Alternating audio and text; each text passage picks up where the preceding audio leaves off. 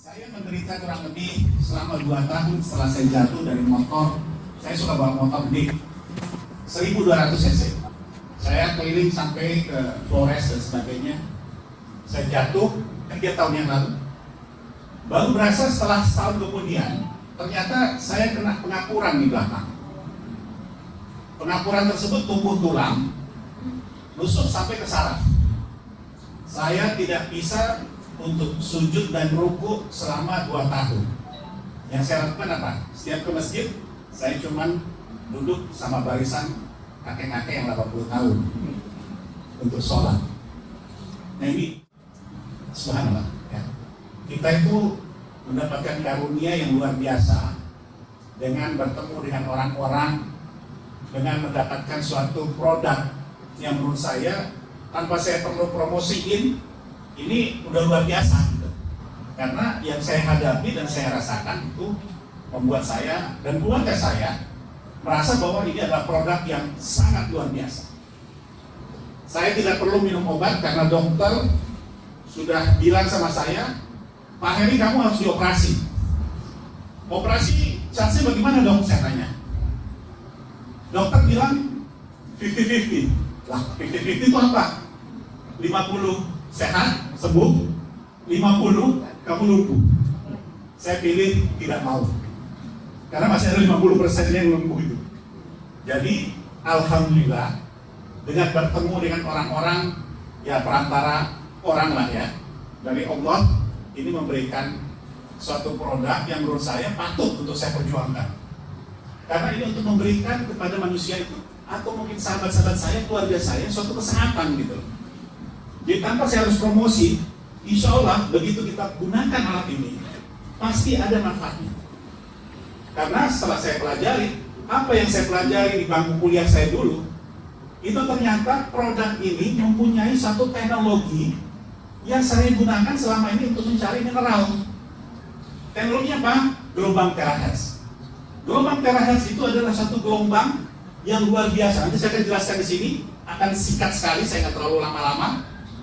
Di mana gelombang tersebut itu bisa mempengaruhi sel tubuh manusia.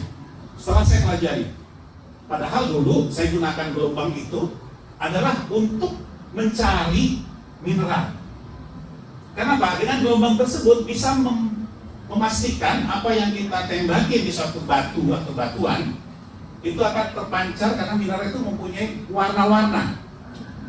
Jejaknya mineral di situ. Begitu saya tembakin akan terpancar, oh ini adalah fero misalnya, atau besi, oh ini adalah chromite, oh ini adalah misalnya tembaga. Nah, inilah penggunaannya yang digunakan untuk kesehatan.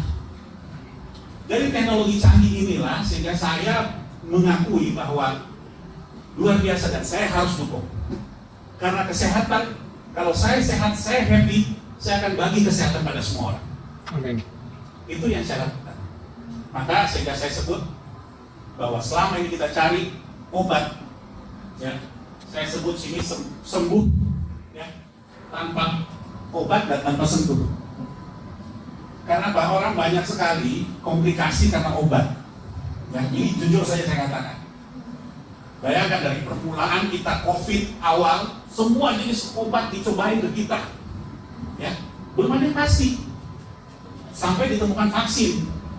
Vaksin pun uji coba terus sampai sekarang. Ya. Nah inilah menurut saya lebih bagus saya tidak gunakan obat. Saya diberikan obat penahan sakit, namanya Celebrex, mungkin dokter tahu. Penahan sakit saya ini harus saya minum, dan apa akibatnya? Itu nanti akibatnya ginjal. Karena penahan sakit ini hanya menahan sakit setempat, dia nggak mau ngobatin. Pada saat kita sakit, ya sakit. Tapi begitu kita minum obat, memang tidak berasa sakit karena sarafnya dimatiin, tapi tidak menyembuhkan.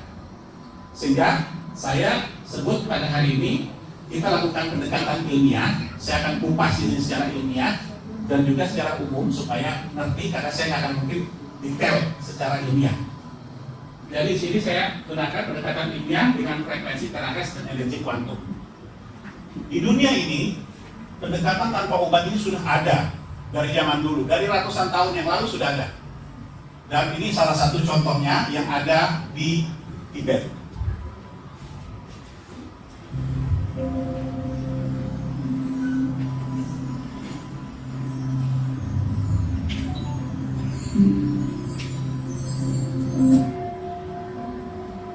Kalau orang dikumpulin.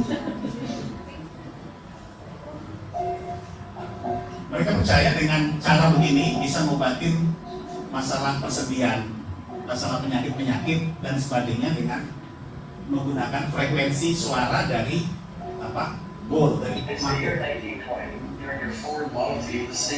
Jadi tahun 1920 ternyata sudah ada Tesla menemukan alat. Nah, ini dia alatnya Tesla tahun 1920 seperti listrik.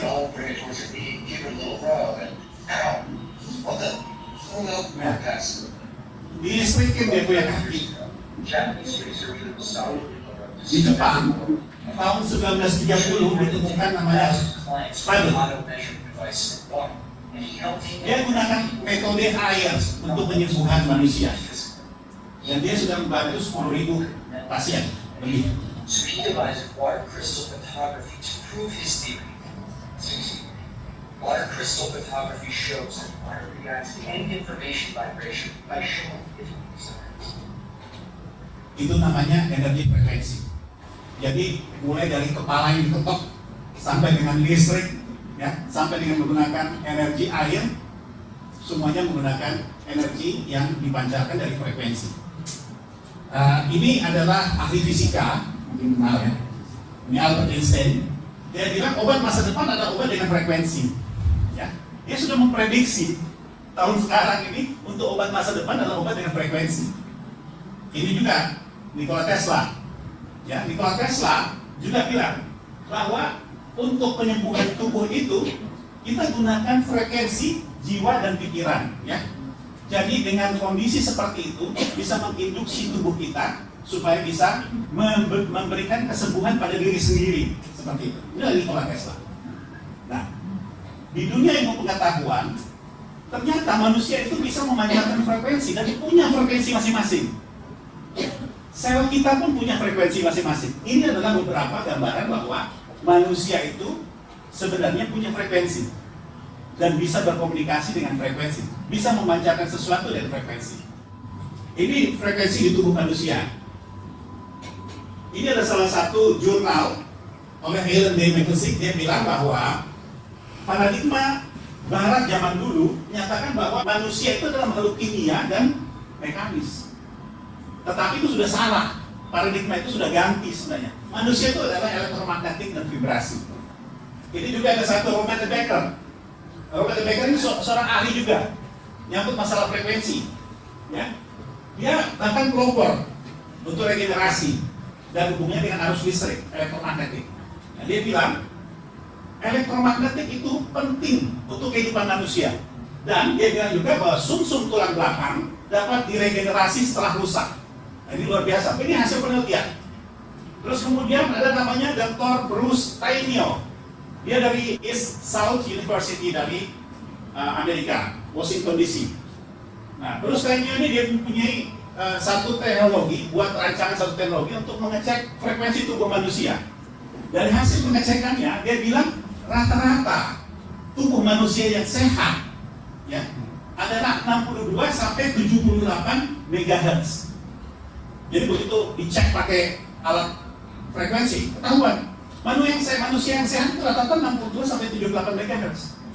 Nah, dari situ ada klasifikasi tentang frekuensi tubuh manusia. Klasifikasinya apa? 58 MHz berarti dia turun imunnya. Ya. Manusia itu turun imunnya. Kalau dia turun lagi, gejala flu dan pilek itu kurang lebih sekitar 55 MHz. Turun lagi 52 MHz. Tubuh manusia punya frekuensi turun, itu akan menjadi dia ada penyakit kulit, herpes, Parkinson dan sebagainya. Turun lagi 42 MHz, berarti dia ada cancer. Jadi mudah kan ngeceknya, tanpa harus bertanya, udah tahu. Oh, imunnya dia turun, karena turun dia punya frekuensi. Nah, gimana kalau setelah turun dari kanker ini? Hasilnya? Ya, inilah ya. Jadi, frekuensi meninggal pun ketahuan dengan dia. 25 MHz itu adalah frekuensi. Nah, kita kembali hasil daripada analisa terhadap frekuensi tadi secara keseluruhan. Ini Dr. Joe Dispenza, dia sampaikan, ini semua ahli-ahli ya dalam soal masalah frekuensi, dan beliau juga ini adalah seorang ahli chiropraktik, dokter ahli chiropraktik. Dia bilang bahwa segala macam penyakit itu adalah penurunan frekuensi. Ini hasil analisa dia. Segala macam penyakit itu adalah karena penurunan frekuensi. Tubuh manusia punya frekuensi. Ini diukur seperti itu. Gimana untuk bisa mengurangi penyakitnya atau bisa menyembuhkan? Naikin frekuensinya, ke normal. Nah, ini salah satunya. Terus kemudian ada nggak frekuensi yang istimewa? Karena semua kita bicara frekuensi ini banyak sekali kan. Mungkin ada yang tahu frekuensi radio, ada yang tahu frekuensi mobile phone, HP, ada yang tahu frekuensi misalnya microwave dan sebagainya. Nah, kita lihat. Di sini ada satu frekuensi yang istimewa, namanya frekuensi terahertz. Satu-satunya frekuensi di antara seluruh gelombang elektromagnetik yang dapat menginduksi sel dan mengaktifkannya adalah gelombang terahertz. Inilah dia yang saya pelajari akibat karena saya jadi pasien. Ya. Berikutnya kita lihat di mana sih itu terahertz frekuensi. Nah, ini adalah gelombang elektromagnetik yang ada di dunia saat ini. Mulai dari gelombang TV, FM, radio, microwave, ya. Di sini ada infrared, terus kemudian di sini ada cahaya, terus kemudian di sini ada ultraviolet, di sini ada X-ray. Nah, X-ray yang biasa Bapak ke rumah sakit dicek dada di ronsen, ya X-ray. Tapi mau nggak Bapak Ibu di ronsen 1 hari 3 kali? Nggak mungkin kan? Karena apa? Merusak. Nah, inilah dia X-ray. Ini gelombang lebih dahsyat lagi, gamma. Orang kalau baru jarak ibaratnya 10 meter aja kena gamma udah. Besok ya udah kena 25 MHz. Seperti itu. Wassalam ya. Nah, posisinya untuk gelombang terahertz ini posisinya adalah di sini. Dia berada antara microwave dan infrared. Ya. Di sini kalau kita lihat ada panjang gelombang, ya, di sini adalah frekuensi. Ya. Jadi makin naik frekuensinya makin tinggi ya. Kalau makin turun panjang gelombangnya ya makin rendah. Nah, ini kita lihat tadi karena ada gelombang juga yang untuk bisa dilihat oleh mata. Jadi ada gelombang yang bisa dilihat atau warna yang bisa dilihat oleh mata. Cuma satu, yaitu namanya visible spektrum. Contohnya apa yang kita bisa lihat? Pelangi. Ya, pelangi kan kita bisa lihat tuh. Itu berarti dia memancarkan spektrum cahaya. Nah, cahaya yang bisa dilihat, ya, sehingga kita bisa melihat sesuatu. Coba kalau ada cahaya, yang bisa kita lihat kan? Nah, ini ya salah satunya. Nah, ini posisi gelombang elektromagnetik. Nah, kalau kita lihat lagi posisi daripada tadi bilang panjang gelombangnya ya. Posisi terahertz yang sebenarnya adalah posisi di antara namanya sub-millimeter wave, di antara microwave dengan infrared atau far infrared. Di antara 300 mikrometer sampai 30 mikrometer. Itu adalah panjang gelombangnya. Seperti itu. Jadi untuk mengetahui di mana posisi terahertz di situ. Jadi sedikit ini ya, tapi nanti ada yang lebih menarik lagi. Ya, di sini posisinya. Nah, ini elektromagnetic spectrum. Tadi saya bilang, karena getaran gelombang itu naik turun begini, makin cepat dalam 1 detik, ya berarti dia energi makin tinggi. Ya. Tapi kalau dia lambat dan kemudian makin rendah, dia posisinya di sini.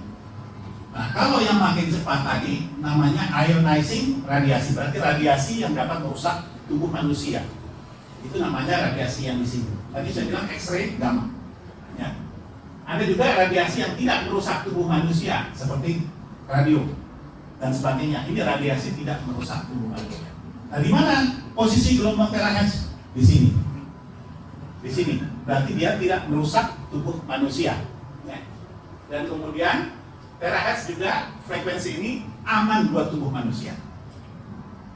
Nah, kalau kita bicara kembali ke tubuh kita, ada yang ngerti nggak tubuh kita ini? Selama ini kita cuma bisa melihat keluar ya, nggak pernah lihat ke dalam. Tahu nggak dalam tubuh manusia itu ada namanya sel. Tubuh manusia ini tersusun daripada sel. Pertanyaan saya, berapa banyak sel dalam tubuh manusia? Ada yang tahu? Sebutin aja. Miliar. Ada miliar, oke. Berapa miliar Pak? 10 miliar. 10 miliar, oke. Sebut, ada ibu mungkin? Ada yang tahu? Hah? Ribuan?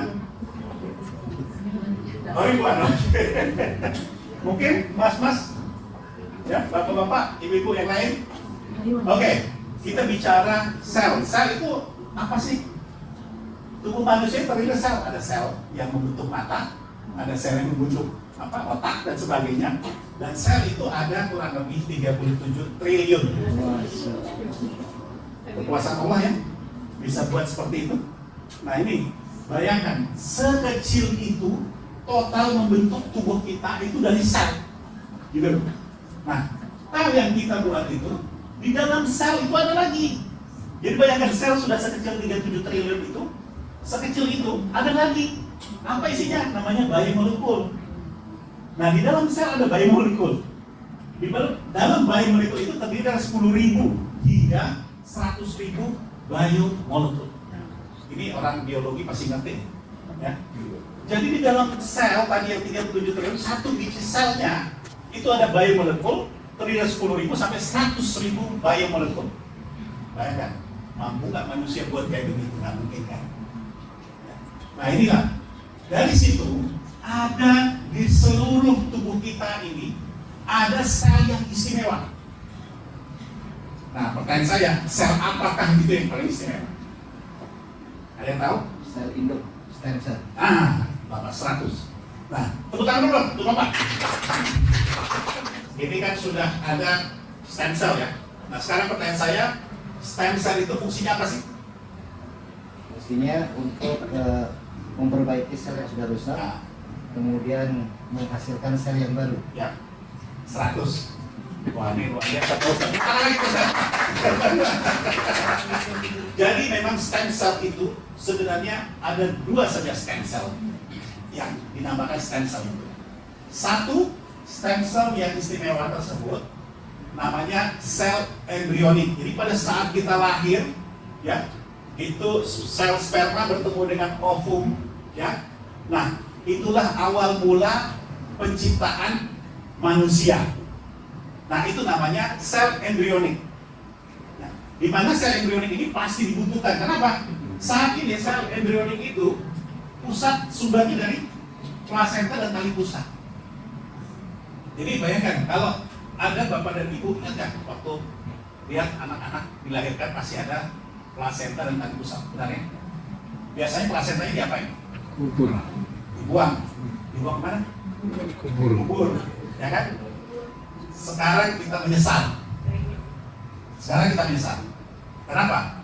Pengobatan untuk masa depan pada saat anak tersebut tumbuh sehat dan kemudian sakit karena penyakit-penyakit yang luar biasa seperti kanker, ada tumor, ada macam-macam penyakit tersebut, dengan adanya plasenta dan tali pusat tersebut itu bisa menyembuhkan tubuh anak itu sendiri. Dan sekarang di Singapura sudah punya baru plasenta. Nah sekarang stem cell tadi sudah bilang ada dua, yang satu tadi embrionik, yang satu lagi namanya adult atau stem cell dewasa. Nah stem cell dewasa inilah yang karena sifatnya multipotent, dia berada di sesuai dengan tubuh kita. Misalnya kita ada sakit masalah otak, stem cellnya di otak. Kita sakit masalah punggung ya, stem cellnya di punggung. Bukan otak yang memperbaiki punggung, enggak. Tapi stem cell tersebut yang ada yang memperbaiki daripada jaringan sendiri. Nah itu multipotent. Nah inilah ada namanya stem cell. Jadi sumbernya itu masing-masing sel. Tadi saya bilang gelombang terahertz ya, atau frekuensi terahertz. Dalam penelitian dari Riken Jepang, radiasi terahertz dapat merubah struktur protein dalam sel. Bayangkan, radiasi terahertz dapat mempengaruhi struktur protein dalam sel. Nah ini salah satu. Ini juga penelitian dari Korea. Ini semua jurnal ya. Jurnal ini berarti kan jurnal sudah dipublis. Ya, ini nyata, bukan bahwa ini cuma karangan atau mungkin apa ya. Karena ini saya ngambil dan saya sadur dari beberapa jurnal ilmiah. Nah, dikatakan di situ bahwa gelombang terahertz ini dapat menyembuhkan apa? Kanker. Ya. Ini contohnya hasil uji klinis gelombang terahertz hasil studi pencitraan kanker. Ya, ini khusus untuk kanker kulit, mulut, kanker pencernaan, payudara, darah, dan otak. Ya, kan hampir semua bisa dibantu. Terus yang kedua, pengamatan resonansi molekul DNA itu pada 1,65 terahertz. Jadi tadi kan sudah saya bilang terahertz itu dari 1 terahertz sampai 10 terahertz. Berarti masuk nggak di range 1,65 terahertz? Masuk di dalam range terahertz. Nah, di sini bisa ditembakkan ke sel kanker tersebut akan menjadi terdemitilasi. Nah, ini yang dikatakan demitilasi sehingga dapat menghindari efek samping daripada desitabin. Desitabin itu adalah obat untuk kemoterapi. Biasa orang kalau kanker kan pasti kemoterapi ya, selama ini dianjurkan adalah kemoterapi. Tapi yang dirusak apa? Semua sel sehat maupun sel liver yang kena kanker rusak. Jadi tidak bisa mengobati sesuai dengan fungsinya. Nah ini contohnya, bayangkan setelah ditembakin dengan 1,6 terahertz, tembakin, dia langsung turun ke bawah. Ya. Pada saat dia bermetastasis ya, jadi pada saat dia sudah mau menjalar, kan kanker itu menjalar. Dia tidak pada satu tempat aja. Contohnya satu klien saya kanker usus sudah dipotong, ya, dibedah. Potong ususnya, kena paru, ya kan? Jadi menjalar, metastasis ya.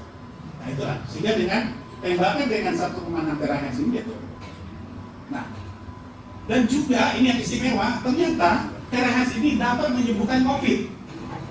Ini kenyataan. Terus ngapain kita banyakkan minum obat kemarin COVID sampai ya terus terang aja istri saya termasuk salah satu yang survival daripada COVID. Dan juga minum obatnya luar biasa. Ya, satu hari kalau nggak salah sampai 20 tablet kalau nggak salah harus minum segitunya. Dia sudah punya saturasi sudah hampir 80 waktu itu. Nah ini juga yang luar biasa. Efektifnya bisa dilihat daripada ini. Ini sebelum di treatment, ya dia punya tes peradangan ini ISR atau erythrocyte sedimented tract ini 41. Normalnya dia cuma 220. Ya.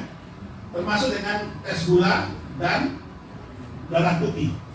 Nah dari sini setelah 2 hari kena disinarin dengan terahertz berubah dari 41 turun dalam 2 hari cuma 19. Ya, berarti peradangannya menurun, sudah masuk kategori normal.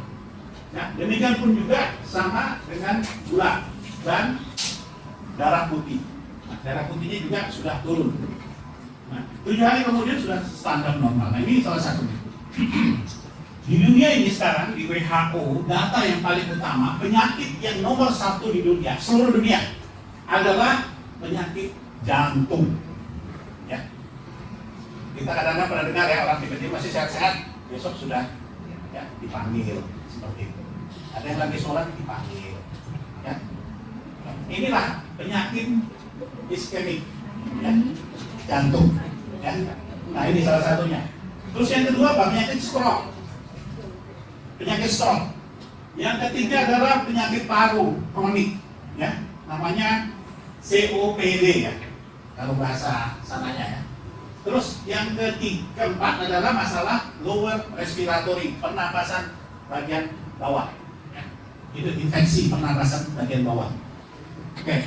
Terus ini yang nomor 5. Nomor 5 itu apa? Neonatal. Neonatal itu adalah kelahiran bayi. Ya. Banyak di negara-negara tertentu yang kekurangan gizi, bayinya kecil, ya, terus kemudian ya mudah untuk meninggal, ya, seperti itu. Terus ada kanker paru-paru, ya, ini ke-6. Ke-7, nah ini yang unik nih, Indonesia banyak nih Alzheimer, ya, pikun, demensia, ya, dan sebagainya ini. Dan ingat, untuk negara-negara yang berkembang, ini masalah diare. Diare itu merupakan catatan dari WHO. Ini semua karena apa? Penyebab utamanya karena apa? Penyumbatan Satu. Yang kedua, selnya lemah dan sakit. Dan dari hasil tahun 2019, 74% kematian global itu bukan karena penyakit menular. Ya, 74% penyakit global itu bukan karena menular. Itu hasil penelitian. Nah, ini salah satu dokter ahli zaman dulu, ya. Pada zaman dulu, pada zaman Yunani kuno, itu seorang Hippocrates, ya. Ini namanya bapak daripada pengobatan, bapak obat, ya, yang mengeluarkan semuanya resep-resep obat dari zaman dahulu, ya, yang mengerti tentang pengobatan. Dia bilang, jika ada cara untuk memanaskan tulang, maka semua penyakit bisa diobati. Ini luar biasa. Ini orang zaman dulu, katanya kalau ada sesuatu yang bisa manasin tulang, semua penyakit bisa diobati. Ini salah satunya. Nah, untuk teknologinya, penyembuhan masa depan di dunia banyak sekali, ya, banyak sekali. Tapi banyak kan yang uji coba, jarang yang mempunyai uji klinis. Kita bilang kalau bilang uji klinis berarti kan sudah diujikan kepada manusia, ya, baik in vivo maupun in vitro. In vivo langsung dapat tubuh manusia, in vitronya di luar tubuh manusia dilakukan pengetesan. Nah, itulah dia. Nah, inilah alatnya. Ya, kalau kita lihat alatnya sederhana, ini namanya perangkat klasik. Ya, ini adalah revolusioner. Kenapa? Di dalam alat ini ada sesuatu yang istimewa, dan itu yang saya rasakan dan keluarga saya rasakan. Salah satu contohnya kenapa saya mau terjun di sini untuk menyampaikan sesuatu hal yang istimewa adalah ibu saya punya tumor. Ya. Ibu mertua saya punya tumor lipoma namanya. Lipoma itu di belakang sebesar kepala tangan. Dengan alat ini, dalam 2 bulan, tumornya itu kempes. Ya. Ini saya bersaksi begini karena bukan karena apa-apa, karena saya bukan mau membanggakan sesuatu hal, tapi saya ingin berbagi pada Bapak Ibu semuanya. Ini terjadi benar, sehingga saya benar-benar mau untuk terjun. Ya, itu satu. Ibu saya nggak bisa jalan karena artritis. Ya. Dia jalan dari sini ke 10 meter aja udah susah. Dengan alat ini, setelah 2 bulan juga saya terapi, alhamdulillah saya terapinya rutin, ya, 30 menit setiap hari, cuma 30 menit. Dia sudah bisa tiba-tiba pagi-pagi saya datang ke rumah dia sudah bisa ada di dapur memasak. Nah, ini yang menurut saya luar biasa. Ya. Dengan alat ini mempunyai teknologi. Nah, teknologi apa? Terahertz di sini. Ya. Tadi saya sudah bilang masalah gelombang terahertz, dia beresonansi sama dengan resonansi tubuh manusia. Bisa jelasin lagi. Terus ada namanya energi kuantum atau energi skalar, ya. Dia meningkatkan medan energi, dia bisa meningkatkan medan energi di sekitarnya. Jadi begitu disenari dengan gelombang terahertz membantu untuk kesehatan. Energi kuantum ini dia memberikan energi yang multiply daripada gelombang terahertznya itu sendiri. Ada juga namanya optical quartz. Optical quartz ini lebih cenderung untuk membantu di sini. Ya. Jadi dihasilkan perangkat tersebut itu bahkan dari mineral tersebut yang saya pelajari juga, dia dapat mengangkat energi tersebut untuk lebih kuat masuk ke dalam tubuh manusia sehingga mudah diserap. 3 inilah 3-in-1 core teknologi yang ada di dalam alat eye therapy. Nah, penemunya adalah Yang Wing Chun, ya. Dia termasuk ilmuwan top sekarang di dunia. Dia menemukan alat ini, yang mana alat ini sudah melalui uji ketat. Kenapa? Sudah masuk mana-mana, ke Amerika sudah masuk, ke Inggris masuk. Kalau ada barang China masuk ke internasional dan bisa diadaptasi dengan negara-negara tersebut, berarti barang tersebut luar biasa. Ya. Kecuali kalau ada barang-barang yang tidak bisa masuk Eropa, tidak bisa masuk Amerika, itu lain lagi. Berarti kita tidak bisa mengakui seperti itu. Nah, ini salah satunya. Dan ini menunjuk, jadi perusahaan yang di Cina, The Sun Technology, itu menunjuk Prive International untuk sebagai satu-satunya, ya, merupakan agent yang bisa menyalurkan seluruh produk eye therapy ini untuk seluruh dunia. Ya.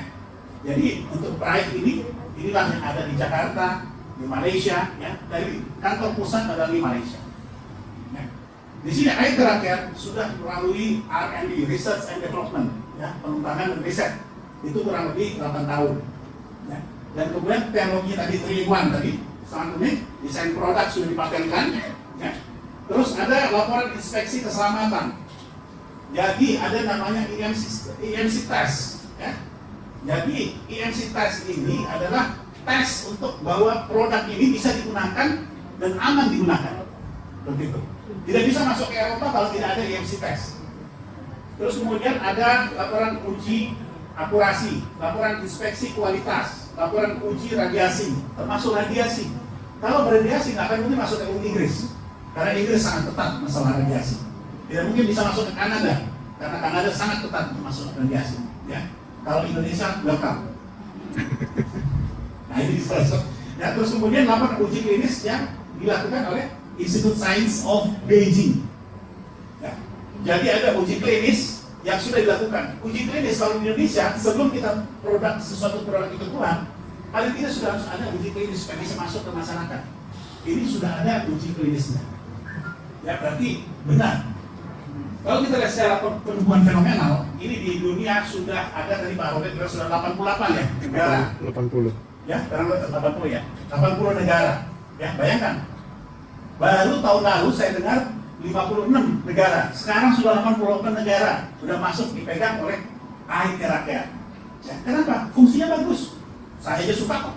Ya, saya kemana-mana setiap hari selalu pasti akan belum. Ya. Terus kemudian coba lihat di Spanyol setiap saat selalu ada presentasi seperti ini. Yang kita lakukan ada presentasi seperti ini. Di Denmark, ya, di Norwegia juga ada presentasi seperti ini. Kenya, Thailand, London, Vietnam, ada. India, Taiwan, Polandia, ada. Kita terus ya.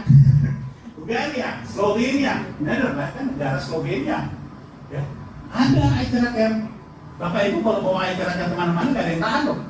Bawa aja terbang kemana? Ke Singapura, nggak akan ditahan. Karena produk ini memang sudah ketahuan gitu. Udah melakukan uji yang cukup bagus. Seperti itu. Ini Aiteraker dipakai oleh seluruh negara, ya. Mau warna kulit, hitam, putih, ungu, ya. Semuanya ada. Nah ini semua di Kenya, bayangkan, India, Kenya ada, Afrika loh, ya kan? Kalau pikir mereka masih susah-susah juga tuh, tapi masih pakai juga Aiteraker. Nah ini adalah 5 top features daripada Aiteraker.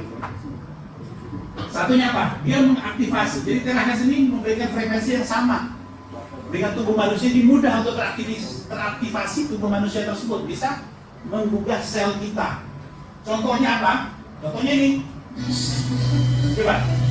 512 Hz dengan 140 Hz. Bola ini nggak goyang. Tapi kalau frekuensinya sama, nah, ya.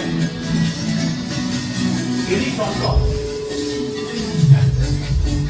Orang ini juga satunya. Dengan suara bisa mecahkan gelas.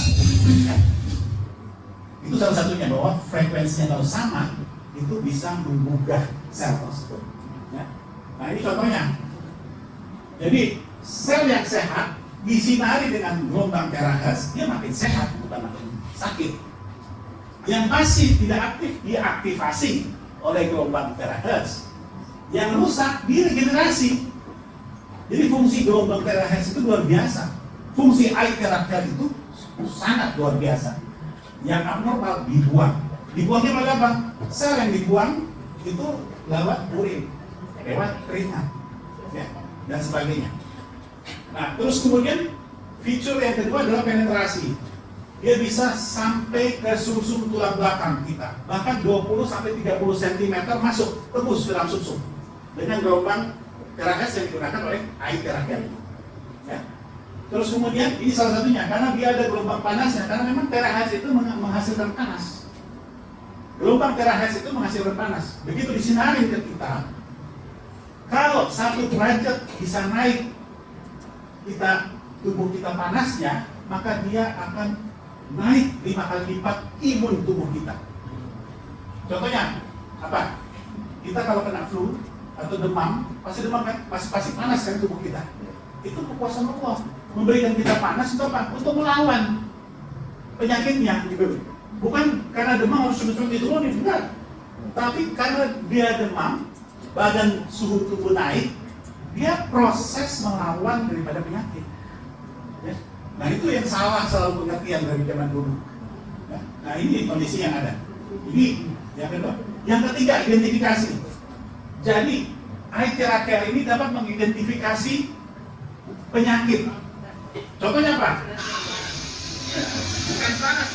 Nah, ini dokter kita melakukan tes di sebelah kanan, dada dia tidak sakit, tapi begitu senter ke sini kesakitan dia. Kenapa? Ada penyebatan di situ.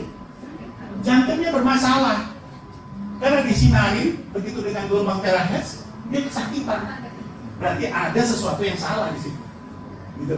Nah, inilah salah satu daripada features daripada eye therapy.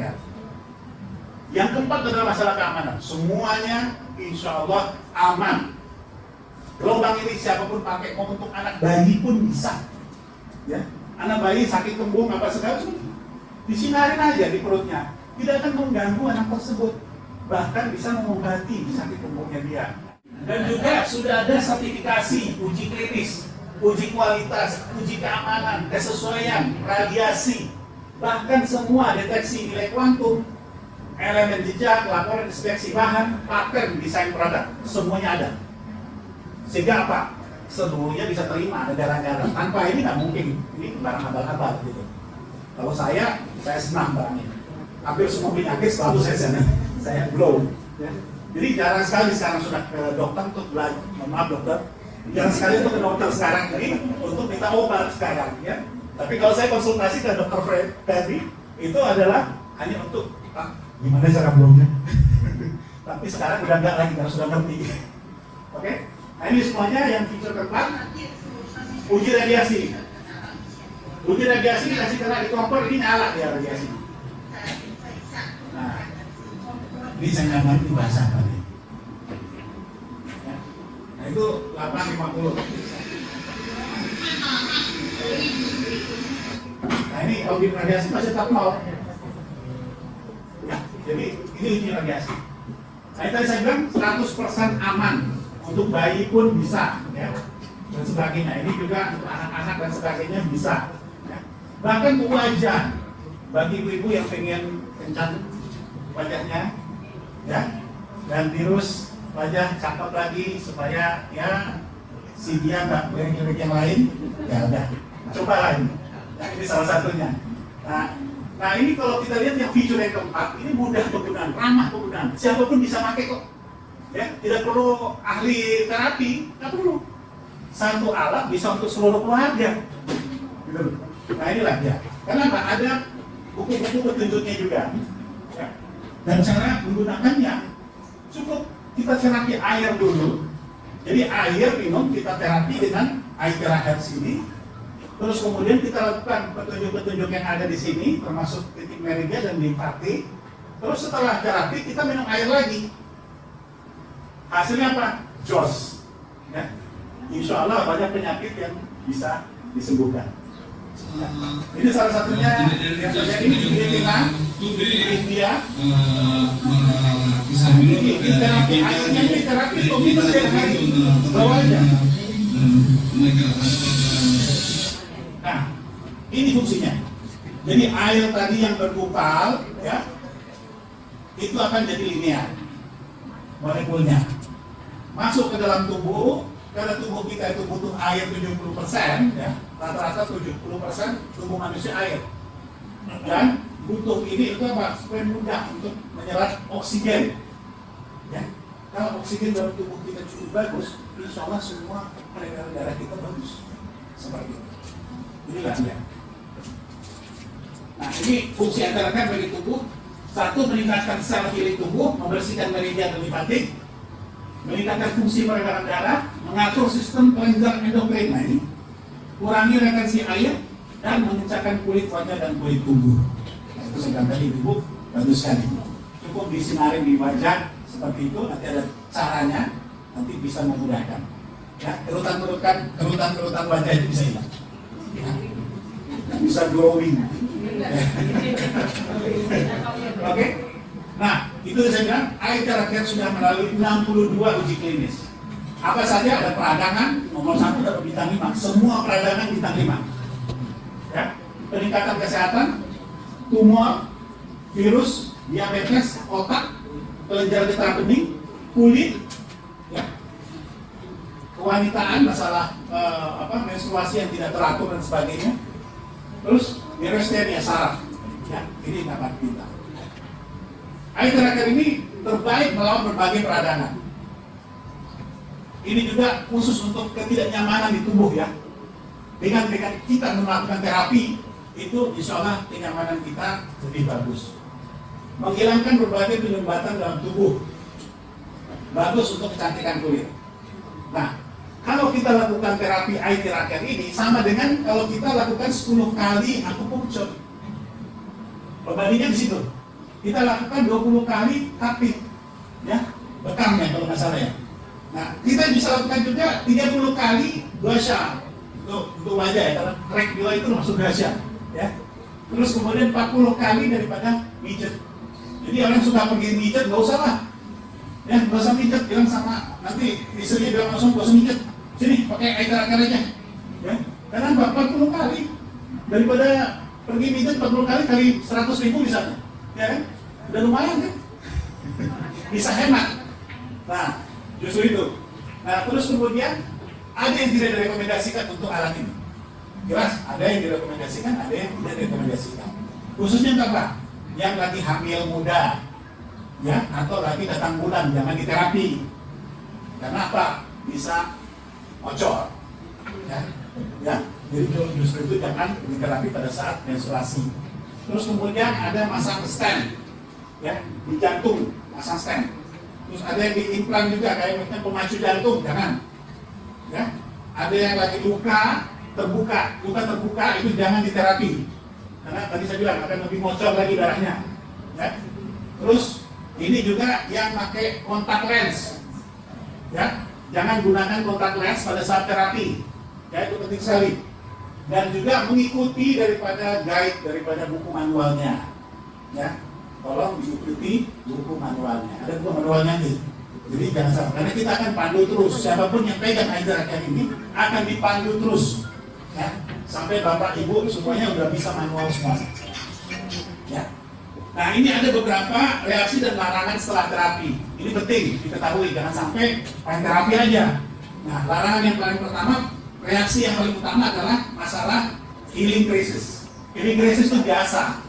Pada saat awal-awal penggunaan saya juga merasakan yang sama, rasa mual, ya. Terus kemudian ada lemas, diare, sakit kepala, nafsu makan berkurang, ngantuk, langsung berhenti, aku nggak mau terapi lagi. Ya, itu adalah healing crisis sebenarnya, awal untuk penyembuhan. Karena terlalu banyak kita punya detox kita, ya, toxin dalam tubuh kita udah terlalu banyak. Jadi ada healing crisis. Nah, larangan juga setelah terapi, kalau bisa setelah terapi jangan minum air dingin, ya, jangan langsung kena AC ke tubuh kita atau kipas angin ke tubuh kita, ya. Karena pori-pori kita lagi terbuka setelah terapi itu. Terus kemudian jangan memakai kipas angin dan juga jangan mandi 4 jam setelah terapi. Jadi harus ingat kalau bisa mandi dulu sebelum terapi, ya, itu lebih bagus. Nah, ini yang kita sarankan. Oke? Nah, ini salah satu yang menarik lagi bahwa Pride International ini sudah mengasuransikan peralatan kita ini untuk keamanannya. Diasuransikan sebesar 1 juta US dollar terhadap liability, ya, tanggung jawab terhadap produk ini. Jadi, bayangkan kalau kita bisa mengasuransikan satu produk, berarti kan luar biasa produk, ya, sehingga kita mau diasuransi. Nah, ini terakhir saya katakan bahwa, ya, mulai sekarang janganlah minum obat terus, ya, cobalah dengan terapi. Kita coba aja, insya Allah. Ya, dengan ikhtiar kita, ada saja yang bisa menghasilkan. Kita bisa berhasil untuk lebih sehat, ya, untuk kita semua. Makasih.